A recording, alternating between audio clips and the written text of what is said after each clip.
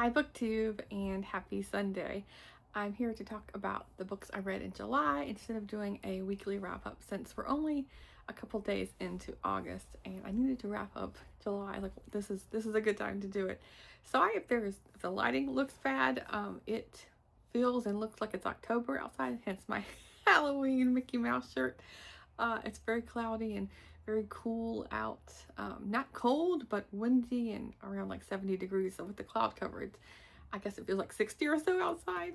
Not gonna complain because there's a heat wave on its way. It's like the dip before the temperature really ramps up. But that's neither here nor there. We're talking about July. And so I read mostly I participated in I shouldn't say mostly, but my whole month was dominated by the TBRathon, where you draw a card and that gives you a prompt. There's 3 options for each card.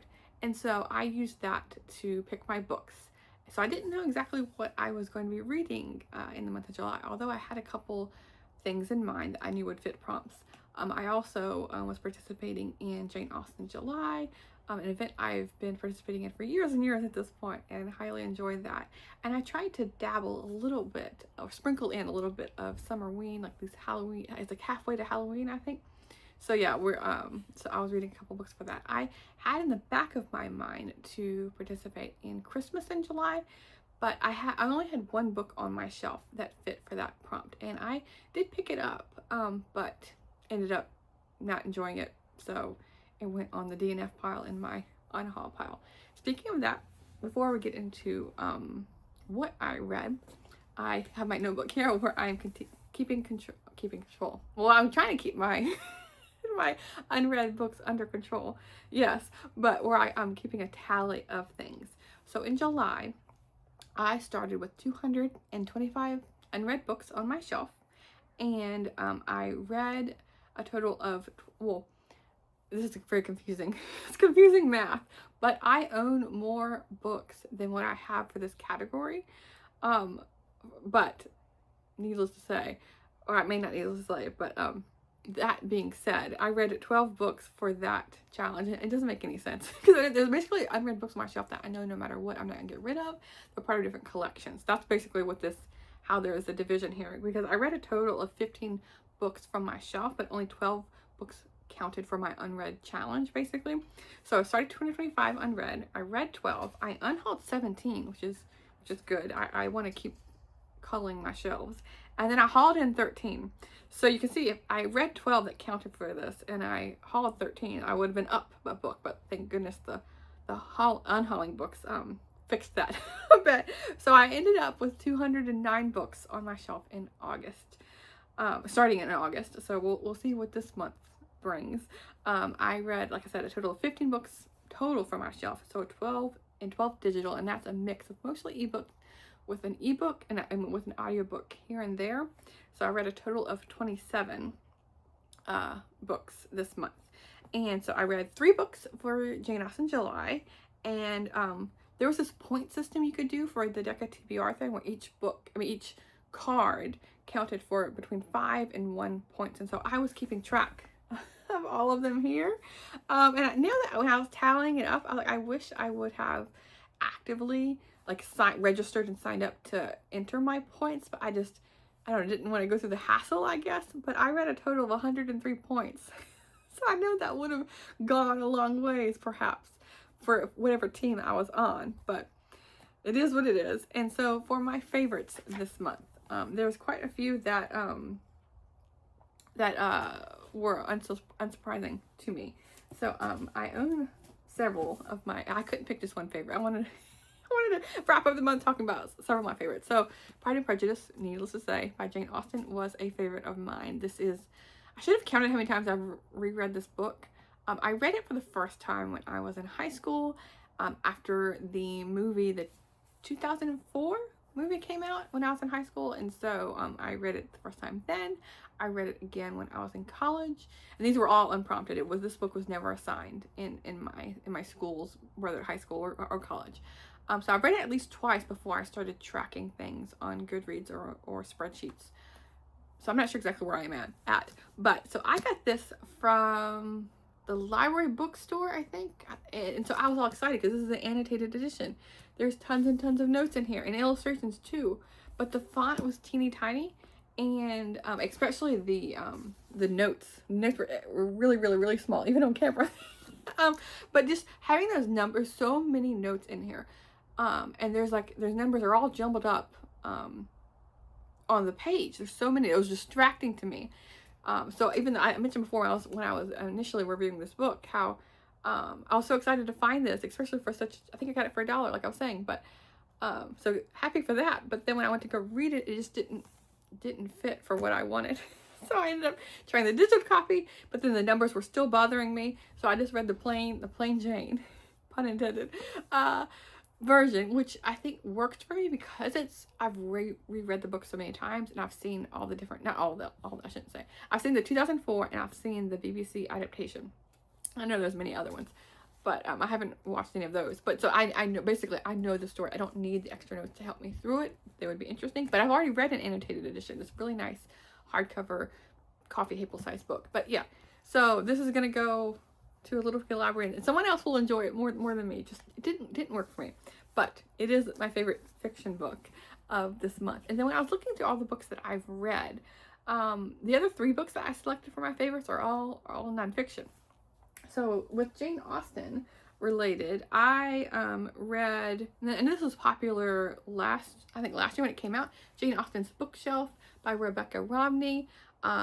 And this is about a rare or antique bookstore, bookseller, book dealer, and she makes a project. She runs a store, but then as a side project, she is going through all of the authors that inspired Jane Austen, and goes through 5 or 6 in depth on like their biography, the books that they wrote, and their inspiration and things like that, and how they tie back to Jane Austen. And I loved it. I want to not read all of the authors, but there's several in here that I wanted to read. I thought it was interesting. I am not well versed in the rare book or antique book purchases. Like, it's not something that I focus on, but it's intriguing nonetheless. I just don't have the finances or the desire to collect books like that, but it is interesting. And so that's the one ebook. And the other 2 nonfiction books, Gladys Taper, Still Meadow Seasons, was a favorite of mine, and I like the green cover. And this just goes through the year of Gladys Taper in small town Connecticut, on her farm house called Still Meadow. There's a couple illustrations here and there. Yeah, it talks about her dogs and her cats, and Gladys Taper is always a favorite of mine. I probably would get fed up with it or sick of it if I read them back to back to back, but I just been getting through them here and there, and it's just wonderful, lovely, like cozy, simple life reading that I need right now. And then Hal Borland, Country Editor's Boy. I read this. I've owned this for quite a while. Here's the author on the back. And this is about his growing up in small town Colorado. He eventually lives near Gladys Taper in Connecticut, but this is about him living in very rural, very small town Colorado, and it's about his dad starting a newspaper business, and he's determined to be the biggest newspaper man in the area. I think I mentioned too when I was reviewing this earlier a couple weeks ago, that it was a bit depressing because when I don't know exactly the full biography of his father, but he had all the hopes that this town was going to boom, and it was going to be this economic center. And maybe it is, I don't know, but when I was looking it up, it's a very small town. It seems to be about the same size as it is when they move here. They move there. So I read the prequel to this in a way when he's younger, and then this book is following him through when he graduates high school. And I need to see if he has written any other like memoir books following that timeline, because the other books I've read from him are like more nature focused. Okay, I'm back. I'm not sure where that video got cut off, but I got an alert that I had no memory left on my phone, so I had to delete these old videos in order to continue filming. So I think it finished with me talking about this book. So yes, then we'll dive into the other books that I read, any like standout things. I know I did like a mini wrap up towards the middle of the month, so I won't bore you with those. But the other book I read for Jane Austen July was Persuasion, and that's a book I've only read once before, and so this was a reread for me, and I really enjoyed it. I like the quiet, somber feel to it. It takes place in November, so I feel like it would be really fitting to read in November. I had intentions of reading Northanger Abbey, but I ran out of time. And I also wanted to read Lady Susan. Ran out of time. So, and I didn't want to roll over too many books for August because I have so many plans for August, but I'm hoping to read those two sometime before the end of the year. That would be good. We will see. But as far as the books I read from the middle of the month onwards, I read, and I can't exactly remember where I left off with that wrap up, but I read The House by the Sea by May Sarton. This was it's been a diary collection that I wanted to read for quite a while. It takes place in Maine, and it was just a little bit too depressing for me when I read it. Maybe her other diary collections would be more suited for me, but she's constantly talking about how she's getting older and she's just worried about living alone and getting sick, and it's just like frequently mentioned throughout this book. So didn't live up to the potential that I was, or the kind of writing style I was hoping for, but it wasn't a bad book. It just, the mood and tone just wasn't for me. Answers in the form of questions by Claire McNear, and this is a definitive history and insider's guide to Jeopardy. This was really interesting to me. I grew up watching Jeopardy with my grandfather, and I don't have cable anymore, so I haven't seen the show in well over a decade, but I had fond memories of it, and I always liked playing trivia games when I was in school, and I should go, because I know that in Portland there's a lot of these like trivia events, and there's even a book related one. I should go to one of these because I had fun doing it. Yeah, then I read Persuasion, like I mentioned. Let me see here. Kirsten on the Trail. Yeah, I did mention this one. Yeah, this was it was in my last wrap up. Sorry if there's any repetitive information here, but I know like not everyone watches all my videos. But it was a short story that was published after the American Girl series was put out, and this is about Kirsten who moved from Sweden to up northern Minnesota on this like farming area, and it has a mix of the culture of Sweden and then the beginnings of Minnesota, and then they are meeting with the different Native Americans. And so this is about her continuing her friendship with a local girl from I can't remember which tribe it was from. The Ojibwe? Oh, I can't remember how you pronounce that. I think that was the tribe, or it could be the Sioux. Actually, no, it was the Sioux. And then I read Death of a Forest Fairy by Julia Buckley. This is Hungarian tea house murder mystery. I really enjoyed this.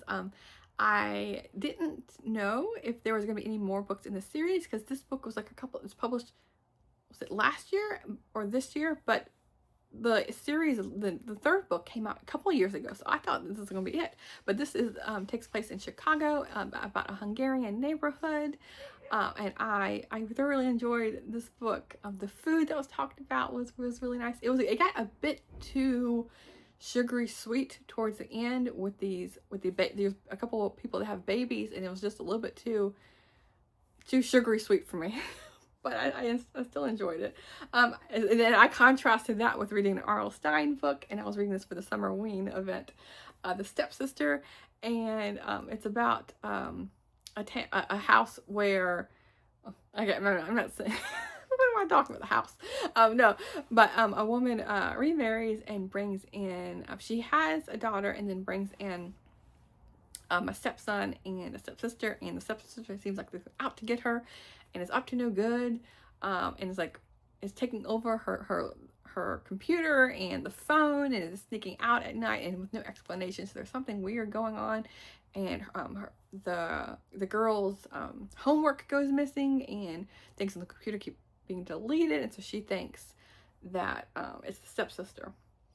And it just takes off from there. I read Thread and Gone, a mainly needlepoint mystery by Leah Waite. I found this at a little free library on the 4th of July weekend, and it's about, part of it takes place on Independence Day. So I was like, oh, perfect. And being set in Maine, all about it. But it fell flat. The story didn't have hardly any suspense, and the characters felt very flat. There was no nuance to them, and there was nothing that there was no thread that pulled me along, really, that compelled me to want to read it. So it was a bit disappointing for what I had hoped for.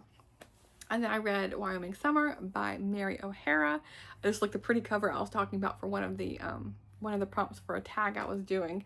But this is about her time in, I think she spent like 10 or 15 years on this ranch in Wyoming, in between Laramie and Cheyenne, back in the 1940s, and with her and her husband, and they stumble on several things that go, like several things, I can't talk, my goodness, several things go wrong. They initially start out with buying a sheep farm, thinking, oh, they're gonna raise the sheep and have lots of profit and be hunky-dory. But within, I think, the very first year, the sheep market just nosedives, and so they couldn't even feed all the sheep. They ended up having to like just let them go and like roam wild and like fend for themselves, which was very sad. And then they try multiple other things before settling on having these East Coast boys having like a summer camp where they're going to teach them to ride and to ranch and just expose them to different things like that, different from what they're used to on the East Coast. And so they make the little bit of living that they earn enough money in the summer to try and get them through the whole rest of the year. But what was interesting throughout this memoir, it was inspired by a diary collection that she turned into a memoir for each entry.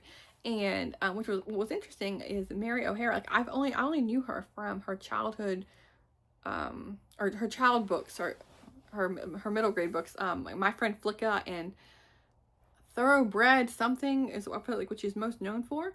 But before she was a writer of this published diary collection, or before the children series was coming out, she was known for composing music and I think writing screenplays, maybe, if I remember right from reading her biography. It wasn't in his. I was looking at like Wikipedia for it, but throughout this book, she's constantly fiddling around on the piano to compose music, which was very interesting. And her husband, who was just like this, tough rancher kind of guy, and he kind of scoffed at her, fiddling around on the piano, making all this racket. But he did compliment her on several of her compositions, which that was interesting. Throughout the book, you got to see more of her working on that. Then I read Now That You Mention It by Kristen Higgins. This was okay. There's some of the annoyances in it for me, but it's following a main character who, she goes through so much in this book.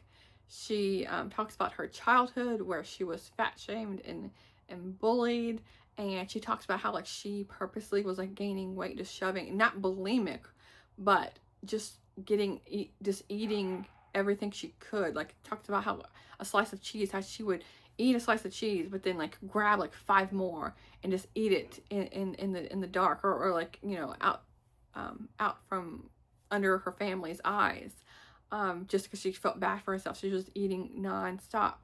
And then she becomes a doctor and moves away from the small town.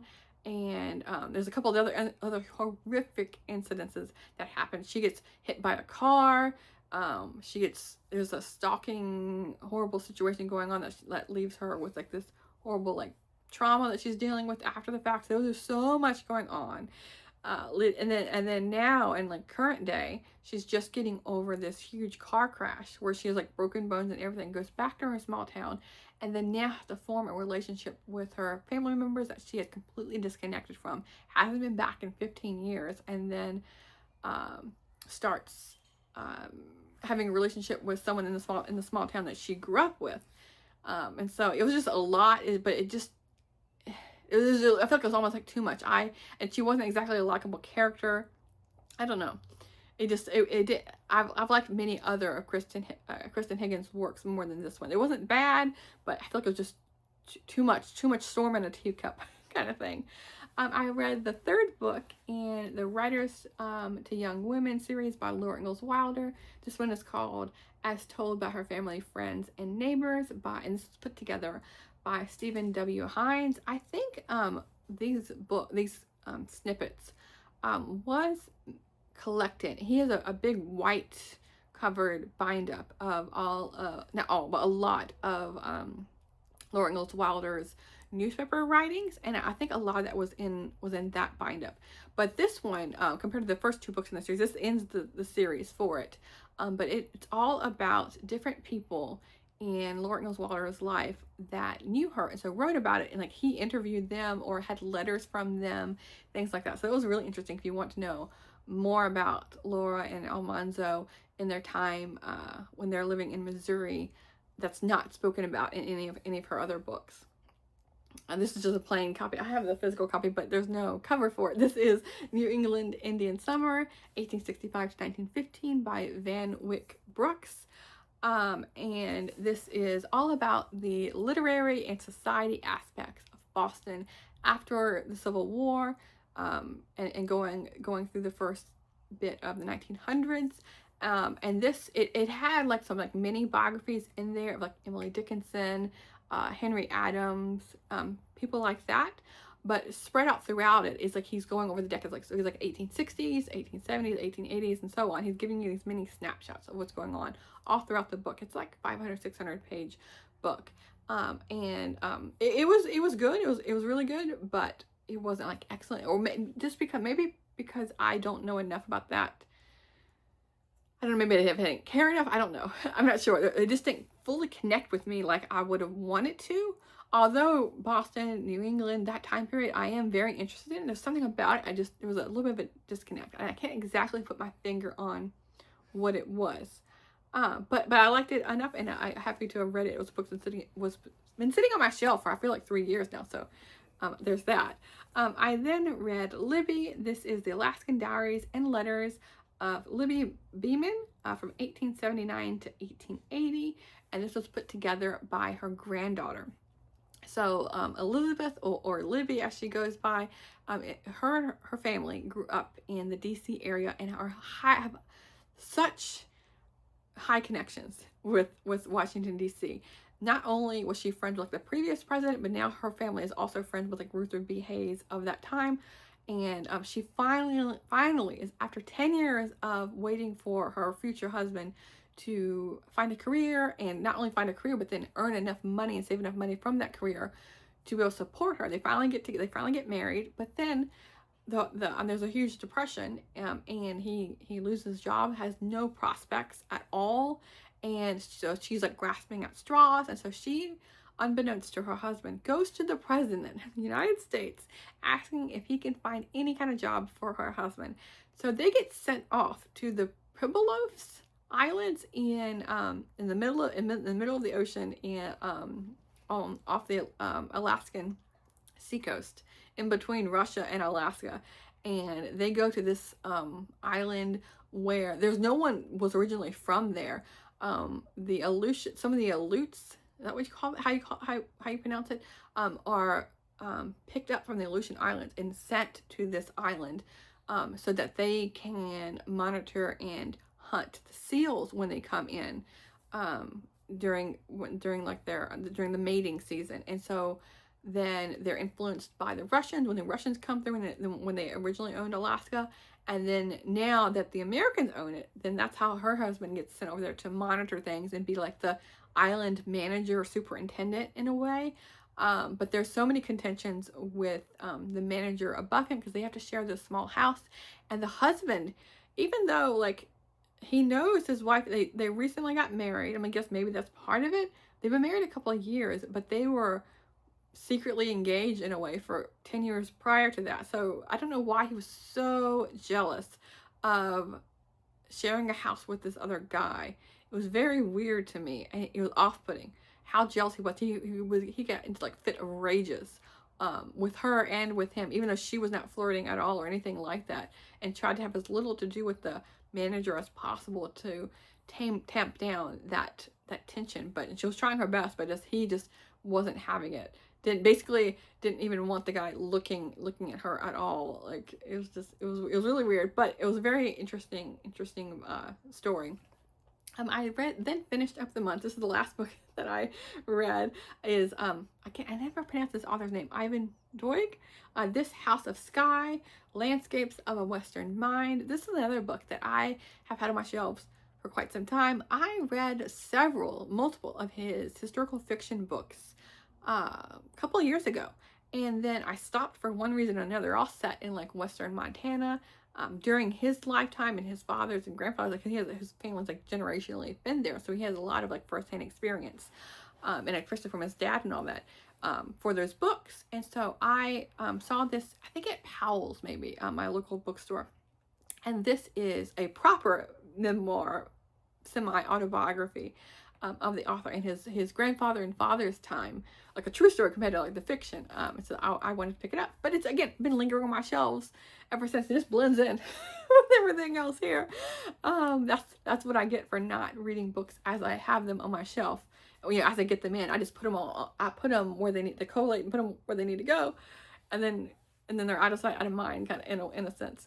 But this was very interesting and sad in a way, because his family, like generationally, is just struggling to earn a living, just earning to get by to support even just their children and wife and things like that. It was sad in a way, but they're pulling up by their bootstraps kind of thing. And the grandmother in particular, she is just willing to do anything and everything. Is very patient. It's just so hardworking, and the father too. But just go through it. They just have like no money whatsoever, and just still have a hope at the end of the day that things are going to work out. And not that they're idealistic or anything like that, but just like, I'm gonna work and I'm gonna earn a living no matter where I am, kind of thing. Yes, but it goes throughout all of the grandmother and the father's life, and of course it ends with their deaths, as you would imagine, because it's spanning like all of their lives. So that was a bit sad to read about, but it was really interesting to learn more about an author, and like that's something I really like doing. If it's an author I like, same as like Hal Borland. If I like their fiction, and I read a lot of them, then I want to know more about what was a real life like. So I am a fan of author biographies. Same with Jane Austen and things like that, or like the Brontes and all of them. So yes, I feel like I had a really good reading month. I tried to mix up the genres and the types of books I was reading, and that helps. It always keeps the reading interesting. So yeah, there's that. Going forward, like I said, on my previous video, for the month of August, I am reading so many short stories. Today's the 2nd, and yesterday on the 1st, I started 7 of the short story collections.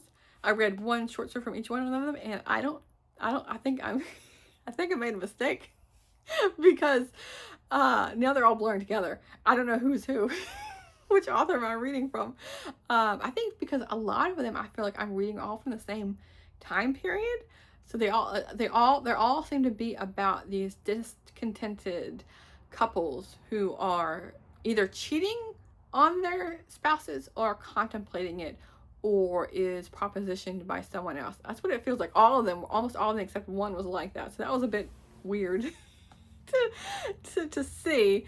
But yeah, I'm going to continue on it for a couple more days, and then maybe rethink my plans, because for short story summer, you're only supposed to read at least one short story a month.